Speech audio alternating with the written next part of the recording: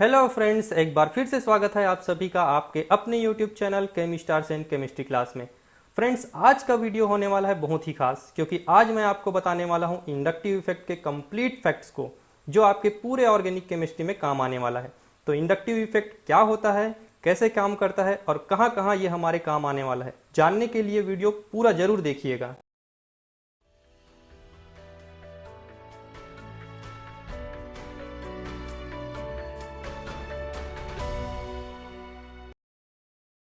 Inductive effect एक permanent effect है जिसमें सिग्मा बॉन्ड के इलेक्ट्रॉन्स का displacement along the carbon chain होता है। जैसा कि हमको पता है, जब दो एटम्स के बीच सिग्मा बॉन्ड बनता है तो वो उन दोनों एटम के एक एक इलेक्ट्रॉन के शेयरिंग से बनता है।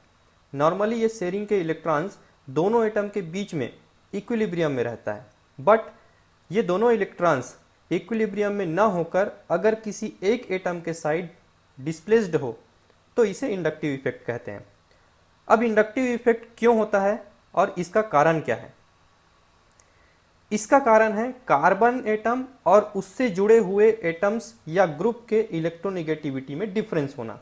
जैसा कि हमको पता है कि मोर इलेक्ट्रोनेगेटिव एटम या ग्रुप इलेक्ट्रॉन्स को अपने साइड अट्रैक्ट करता है, तो इस कारण से शेयरिंग के sigma electrons complete carbon chain में मोर इलेक्ट्रोनेगेटिव एटम के साइड डिस्प्लेस्ड या मूव होते हैं। और जैसे जैसे उस मोर इलेक्ट्रोनेगेटिव एटम से डिस्टेंस बढ़ता है, इफेक्ट कम होते जाता है। तो हम ये भी कह सकते हैं कि इंडक्टिव इफेक्ट डिस्टेंस डिपेंडेंट होता है। अब यहाँ पर हम दो केस देख रहे हैं। पहले केस में कार्बन से जुड़े एटम जेड की इलेक्ट्रोनेगेटिविटी ज्यादा है, तो सिग्मा इलेक्ट्रॉन्स उसके साइड डिस्प्लेस्ड है। और दूसरे केस में कार्बन की इलेक्ट्रोनेगेटिविटी जेड से ज्यादा है, इसलिए इलेक्ट्रॉन कार्बन एटम के साइड मूव कर रहे हैं। और जैसे जैसे जेड से डिस्टेंस बढ़ रहा है, इफेक्ट कम होते जा रहा है। अब चूंकि इंडक्टिव इफेक्ट का मेन रीजन इलेक्ट्रोनेगेटिविटी है, तो हम देख लेते हैं इलेक्ट्रोनेगेटिविटी किस किस फैक्टर पर डिपेंड करता है। तो पहला फैक्टर है नेचर ऑफ एलिमेंट्स, और ये हमको पता चलता है पीरियोडिक टेबल से। यहां पर जैसे कि मैंने कुछ एलिमेंट्स को रखा है, आप देखकर समझ गए होंगे कि पीरियोडिक टेबल में इलेक्ट्रोनेगेटिविटी कैसे वेरी करता है। दूसरा फैक्टर है परसेंट एस कैरेक्टर। तो इलेक्ट्रोनेगेटिविटी जो है वो परसेंट एस कैरेक्टर के डायरेक्टली प्रोपोर्शनल होती है। मींस जैसे जैसे परसेंट एस कैरेक्टर बढ़ता है, इलेक्ट्रोनेगेटिविटी भी बढ़ता है। Percent s character means hybridisation होने के बाद बने हुए हाइब्रिड ऑर्बिटल में एस ऑर्बिटल का कंट्रीब्यूशन कितना है।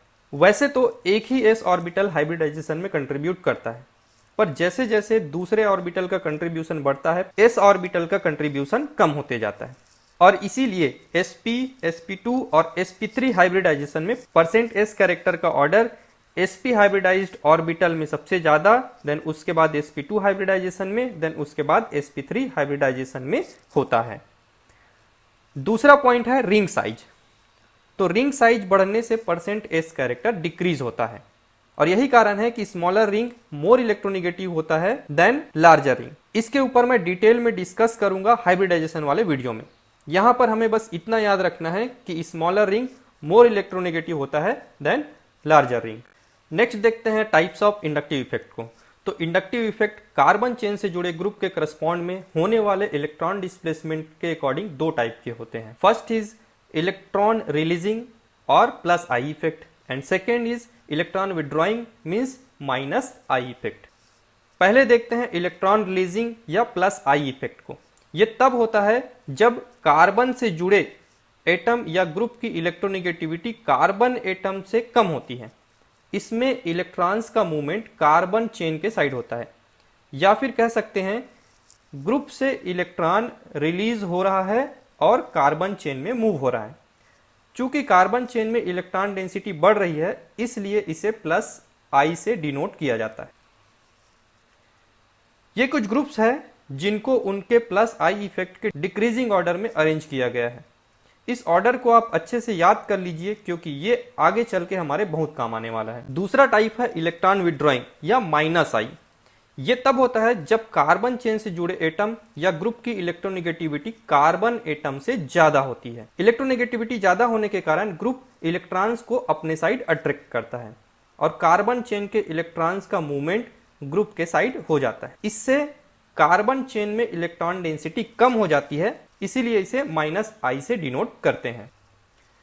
ये सभी ग्रुप्स हैं जो -I इफेक्ट शो करते हैं। इनको भी इनके -I इफेक्ट के अकॉर्डिंग डिक्रीजिंग ऑर्डर में अरेंज किया गया है। अगर आपने ध्यान दिया होगा तो मैंने -I इफेक्ट शो करने वाले कुछ ग्रुप्स को हाईलाइट किया था, उसमें से एक ये है। इसमें नोट करने वाली बात यह है कि ये सभी पीरियोडिक टेबल के एक ही फैमिली से हैं। यहाँ आप देख रहे होंगे कि फर्स्ट ग्रुप के एल्काइल डेरिवेटिव का -I इफेक्ट उसके हाइड्राइड डेरिवेटिव से ज़्यादा है, जबकि उस पीरियड के बाकी एलिमेंट्स के लिए ऑर्डर रिवर्स है। इसका कारण है कि नाइट्रोजन का साइज एल्काइल ग्रुप से कम होना, जिसके कारण एल्काइल ग्रुप में रिपल्सन होता है और बॉन्ड एंगल चेंज होने के कारण %S कैरेक्टर इंक्रीज हो जाता है, जबकि दूसरे एलिमेंट्स का साइज एल्काइल ग्रुप से बड़ा होता है, इसलिए कोई रिपल्सन नहीं होता है। सेम कंडीशन इन पर भी अप्लाई होता है। -I इफेक्ट के कुछ और ऑर्डर्स है जिसे हमें याद रखना है। आइए देखते हैं इंडक्टिव इफेक्ट के इंपॉर्टेंस की पॉइंट्स क्या है। तो इंडक्टिव इफेक्ट पूरे कार्बन चेन में काम करता है, बट उसकी इंटेंसिटी डिफरेंट होती है। आइए इसको एक एग्जांपल से समझते हैं।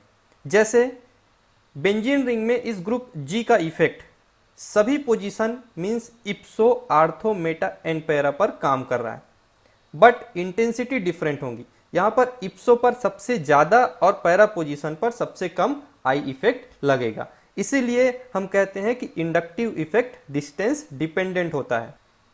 इंडक्टिव इफेक्ट सिर्फ सिग्मा इलेक्ट्रॉन्स का मूवमेंट करता है, मींस इंडक्टिव इफेक्ट में ओनली सिग्मा इलेक्ट्रॉन का मूवमेंट होगा। Inductive effect only molecular plane में वर्क करता है, मींस इसमें आउट ऑफ द प्लेन के इलेक्ट्रॉन का मूवमेंट नहीं होगा। जैसे यहां देखिए ये electrons out of the plane है, मींस इनका मूवमेंट इंडक्टिव इफेक्ट के कारण नहीं होगा। इंडक्टिव इफेक्ट रिस्पेक्टिव होता है, मींस जिस ग्रुप का इफेक्ट ज्यादा होगा उसके अकॉर्डिंग I इफेक्ट अप्लाई होगा। जैसे यहाँ पर बेंजीन के साथ CH3 और एल्काइन दोनों ग्रुप अटैच है, उसके अकॉर्डिंग बेंजीन रिंग का इंडक्टिव इफेक्ट चेंज हो रहा है, means it respect the effect of attached group. और नेक्स्ट इंपॉर्टेंट पॉइंट है DNP rule, means distance number and power rule. इसके अकॉर्डिंग डिस्टेंस को पहले प्रायोरिटी देंगे, फिर नंबर को, फिर उसके बाद पावर को। ये आगे हम एग्जाम्पल्स में डिटेल से देखेंगे। अब देखते हैं कि इंडक्टिव इफेक्ट का यूज कहाँ कहाँ होने वाले हैं।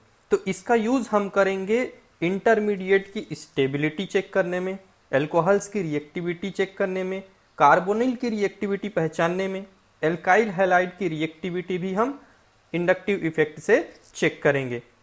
इससे हम कंपाउंड की एसिडिक एंड बेसिक नेचर को भी फाइंड आउट करेंगे। कंपाउंड में प्रेजेंट एसिडिक हाइड्रोजन को आइडेंटिफाई करने में भी inductive effect important role play करता है। वीडियो पूरा देखने के लिए थैंक यू। अगर वीडियो अच्छा लगा हो तो लाइक करें, कमेंट करें और शेयर करें। और हाँ, अब आपको करना है कि इंपॉर्टेंट काम, वो जो रेड कलर का सब्सक्राइब बटन दिख रहा है उस पर आपको लगाना है +I इफेक्ट और चैनल को कर लेना है सब्सक्राइब।